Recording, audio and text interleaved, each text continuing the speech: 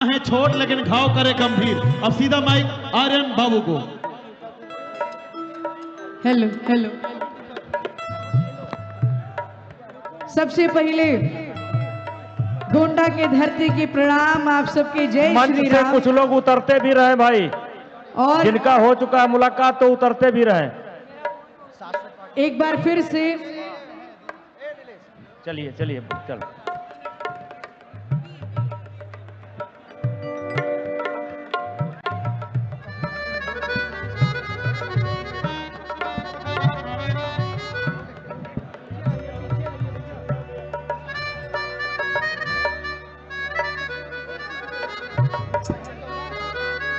Hello hello. Gonda की धरती पे आवे के मौका प्राप्त भई। हमारे आदरणीय आप सबके चहेते माननीय नेताजी ब्रिजभूषण चाचा जी के जन्मदिन के शुभ अवसर पर आज हम एक बार फिर से आए यहाँ पे। बहुत अच्छा लग रहा है। दिल से आभार हमारे विनय शाही चाचा जी का, जिन्होंने हमें आमंत्रित किया। और हमारी तरफ से नेताजी को जन्मदिन की ढेर सारी बधाई। समय काफी कम है, कलाकार काफी ज्यादा हैं, रमग्या बाबा की पूरी टीम हम सबके साथ। लेकिन कहना क्या है, कोट दीजिएगा भैया। कि ऐसन मनोहर मंगल आरे मुहूर्त सुहावन सुंदर सूरत हो। राजा जी का रे तरहल हा जरूरत मुहूर्त खूब सूरत हो। प्रेम से बोली सियापति रामचंद्र की। लेकिन कहना है क्या, हे राजा जी, ए राजा जी, ए राजा जी करे तरहल आ जरूरत मुहूर्त खूब सूरत हूँ। हे राजा जी करे तरहल आ जरूरत मुहूर्त खूब सूरत हूँ। अरे ऐसन मनोहर मंगल ई मूरत सुहावन आसुंदर असुरत हो।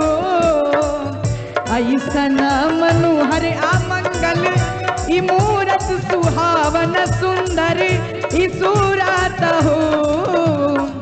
और हमको इतना आशीर्वाद प्यार दुलार पिछली बार गोंडा से मिला था माता बहन के, तो सबके ताली बजा के कही का, ए राजा जी, ए राजा जी। अच्छा हम भी थोड़ा ठुमका लगा दे क्या, आवे के बाद। ए राजा जी, ए राजा जी, ए राजा जी करे तरहल आ जरूरत मुहूर्त खूब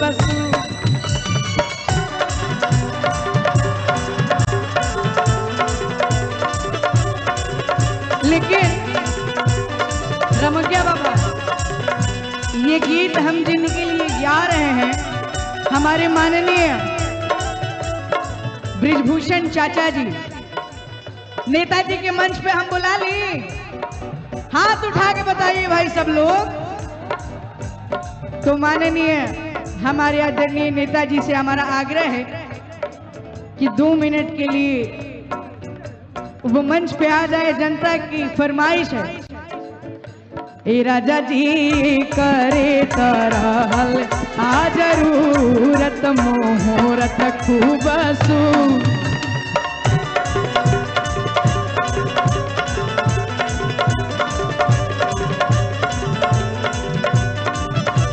और नेताजी के लिए क्या कहना है, नेताजी के मुखड़ा लागे चांद जैसन कृष्ण भगवान जैसन हो।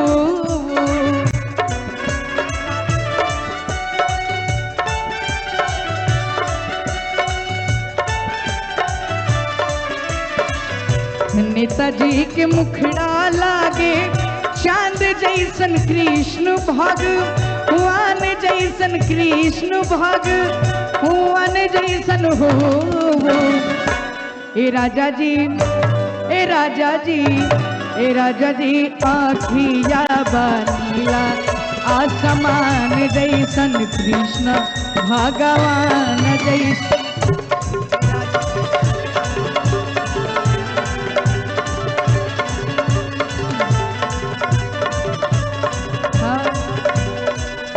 अरे कि नेताजी के मुखड़ा लागे चांद जैसन कृष्ण भगवान जैसन हो।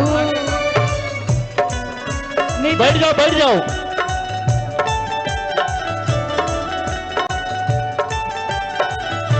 बहादुर जी अरे नेताजी के मुखड़ा लागे चांद जैसन कृष्ण भगवान जैसन हो। नेताजी से हमारा आग्रह है कि 2 मिनट के लिए जरा नेताजी को आप लोग फ्री कर दीजिए। ए राजा जी ए राजा जी ए राजा जी आखिया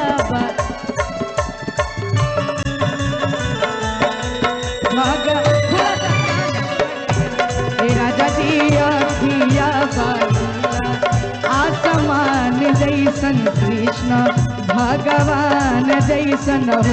ए राजा जी आखिया बनीला आसमान जैसन कृष्ण भगवान जैसन हो। ए राजा जी आखिया बनीला। भैया लेकिन नेताजी के लिए हम एक लाइन कहेंगे कि नियम का बघारा ताड़ा, अरे नियम का बघारा ताड़ा, अरे रास्ता छोड़ा नेताजी के गाड़ी आवता। कि नियम का बघारा ताड़ा कि रास्ता छोड़ा नेताजी के गाड़ी आवता। अरे रे गाड़ी आवता सड़क खाली कर राजा के सवारी आवता। सड़क खाली कर नेता के सवारी आवता। सड़क खाली कर नेताजी के सवारी आवता। अरे नियम का बघारा ताड़ा रास्ता छोड़ा मंत्री जी के गाड़ी आवता। नियम का बघारा ताड़ा रास्ता छोड़ा नेताजी के गाड़ी आवता। सड़क खाली कर राजा के सवारी आवता। ओ सड़क खाली कर नेता के सवारी आवत बा। हम पिछली बार गोंडा में आए थे।